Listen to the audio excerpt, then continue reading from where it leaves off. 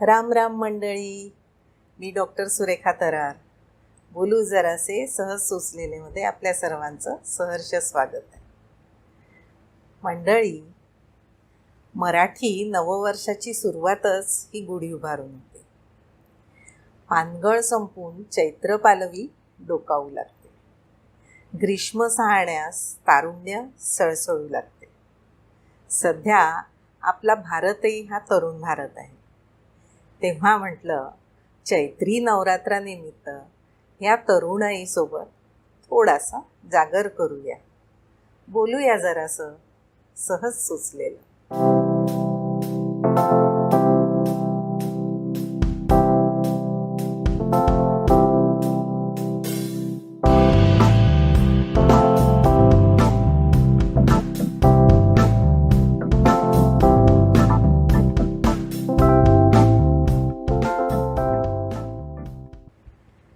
आपला जीवन प्रवास हा बालपण, पौगंडावस्था, तारुण्य, प्रौढत्व आणि वृद्धावस्था अशा टप्प्याटप्प्यांनी होतो. रम्यते निरागस गोंडस बालपण सुरू 16वं वरीस धोक्याचं सुरू होतं. कळी उमलतानाची वाट निसरडी असते. ना धड छोटे ना धड मोठे असं अडनिडीचं वय. सारासार बुद्धी तेवढी प्रगल्भ नसते, अनुभव गाठीला नसतो. आणि इथेच जर जीवनाचा सूर ताल जर गवसला नाही तर जीवन गाणं कसं फुलायचं? म्हणूनच हे धोक्याचं वर्ष. आपणच आपल्या जीवनाचे बना म्हणता शिल्पकार. आपणच आपल्या जीवनाचे बना म्हणता शिल्पकार. पण मग पाहिजे तसा देतो म्हणतो आकार, पाहिजे तसा देतो म्हणतो आकार, तर सदानकदा देत असता नकार. सांगा मला नसेलच कसला अधिकार, तर स्वप्न करू तरी कसे साकार. ही भावना मनामनात धडका मारू लागते. थोडंसं पुढे आलं की मात्र आपलं मत मांडण्याचा अधिकार भारतीय संविधानाने आपल्याला दिलेला आहे. पण कितीसे जण या अधिकाराकडे सजगतेने बघतात हो.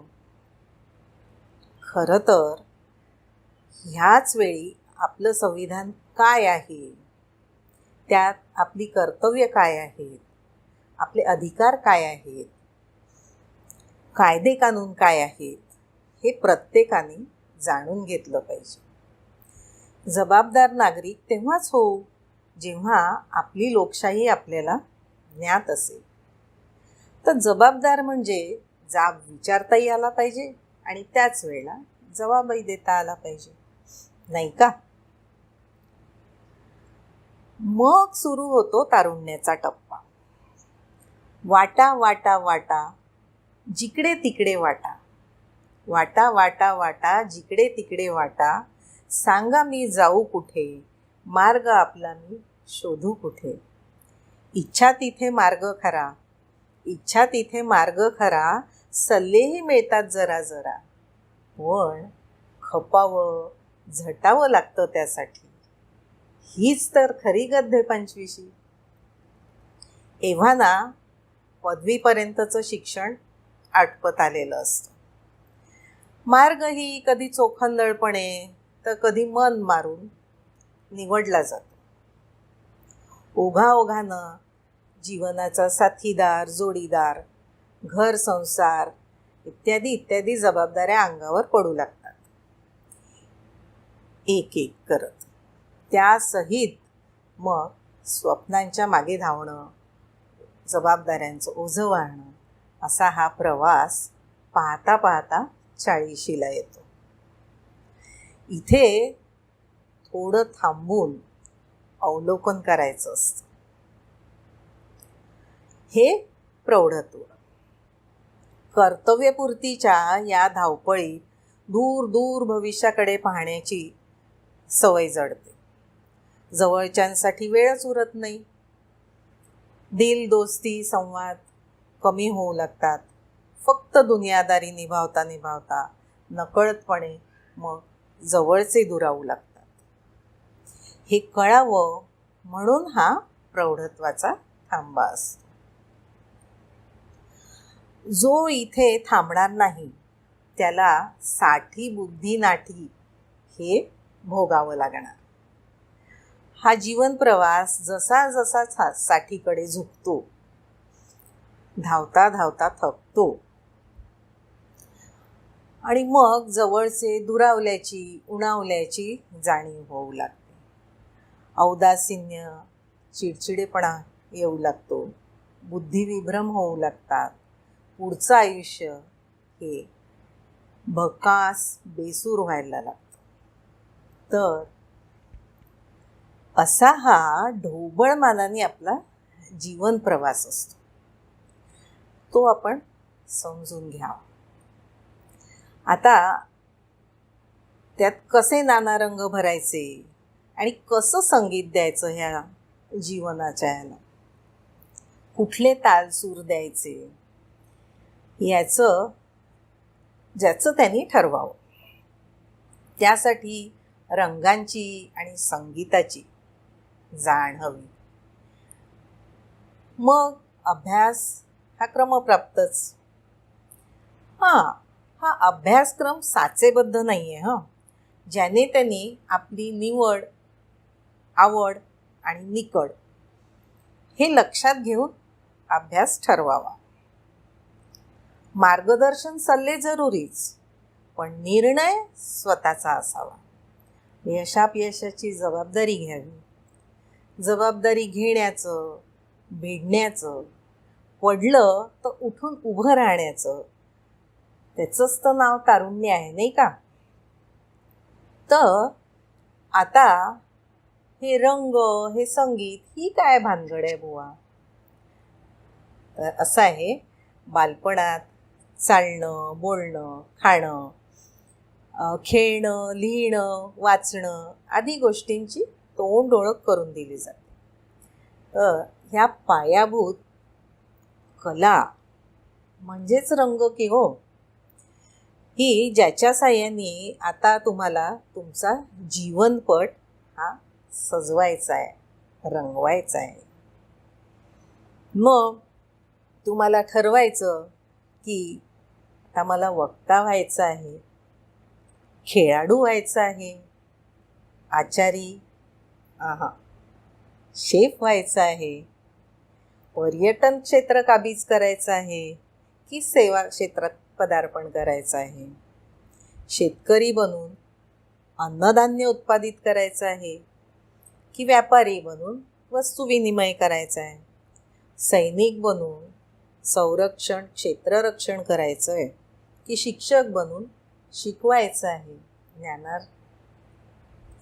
ज्ञानार्जन करायचं आहे, वगैरे वगैरे यादी बरीच मोठी होईल.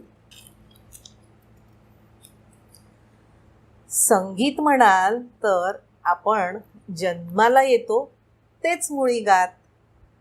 पहिल्या श्वासासहित रडण्याचा सूर आळवल्या जातो. तो सूर ऐकण्यास सगळेजण आतुर असतात. प्रत्येकाच्या रडण्याचा सूर, ताल, आवाजाचा पोत हा निराळा. हे पहिलं गाणं जर तुम्ही गायलं नाही तर सगळ्यात पहिले पाठीत धपाटे मिळतात, उलटं केल्या जातं.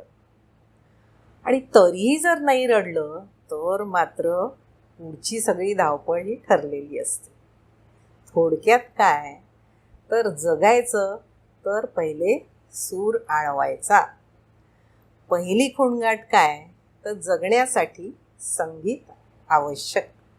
आणि प्रत्येकजण जरी गात नसला तरी गुणगुणत तर असतोच हमखास, नाही का?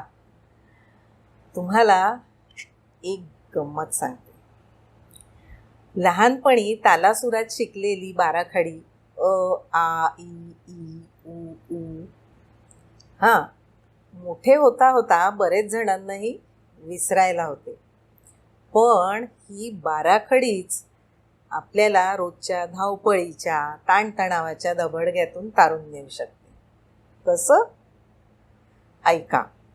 रोज तालासुरात लहानपणी म्हणायचो तसं प्रत्येकाने एक एकटं किंवा मग ग्रुपमध्ये रियाज करायचा. आ ई ई उ ऊ ओ औ अम आहा. आपसुकच तालासुरात उच्चारण केल्यामुळे आपला उच्चार सुधारतो, आवाजाचा पोत चांगला होतो. रोज रोज सराव केल्यामुळे संवादात चढ उतार ठहराव यायला लागतो आणि त्याच्यामुळे तुमचं संभाषण हे प्रभावी ठरतं. चेहऱ्याच्या स्नायूंचा व्यायाम होतो, त्यामुळे चेहरा खुलतो, चेहऱ्यावरती तेज येतं, शरीरातील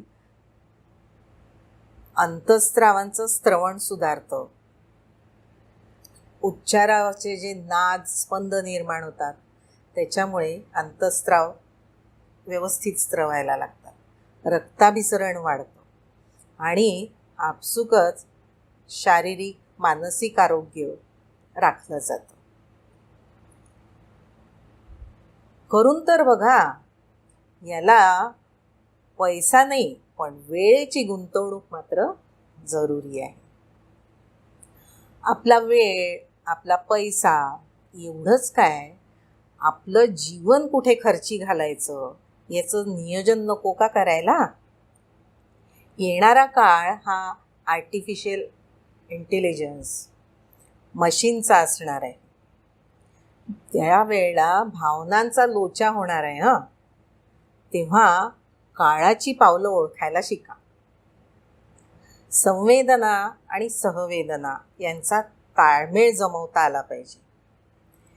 एक एकटं कुठल्या कुठल्या आघाडीवर लढाल तेव्हा फक्त पैसाच नाही तर कुटुंब, मित्रपरिवारही जमवा.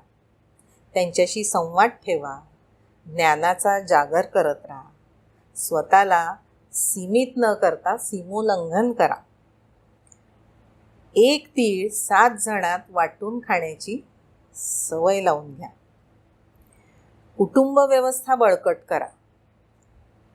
तीच तुम्हाला येणाऱ्या काळात तारून नेणार आहे, हे ध्यानात घ्या. आपलं तारुण्य हे सळसळतं ठेवा. आचारविचारांचं मंथन करून नव्या जुन्याचा संगम करून मांगल्य जपा. मांगल्याची गुढी उंच उंच उभारा. आपला आनंद, आपल्या संस्कारांचा ठेवा, अक्षय ठेवा आणि जपा. रंगात रंगून धमाल मस्ती, रंगात रंगून धमाल मस्ती, जुळून येती मने आणि दोस्ती. फुटती धुमारे चैत्र पालवी, फुटती धुमारे चैत्र पालवी, जपा तयासी अन्यथा ग्रीष्म हा विष कालवी. दिवस तुझे हे फुलायचे, झोपाळ्या वाचून झुलायचे. तारुण्याचे तारू बघ उधळू पाहते, तारुण्याचे तारू बघ उधळू पाहते, लगाम त्यासी कोणी घालू पाहते. कश्मकशीत ह्या जीवन कोमेजू पाहते. कलाकलाने कलासक्त जीवन जगावे, कलाकलाने कलासक्त जीवन जगावे. आशा निराशा हिंदोळे सहावे, परी स्वप्न पाहणे न सोडावे. पूर्तीसाठी अविरत धडपडावे, नकोता आता वादविवाद, नकोता आता वादविवाद, फक्त असोत संवाद. नाना जाती धर्म करा आता बाद, नाना जाती धर्म करा आता बाद. मानवता आणि कर्म हेच जाती धर्म.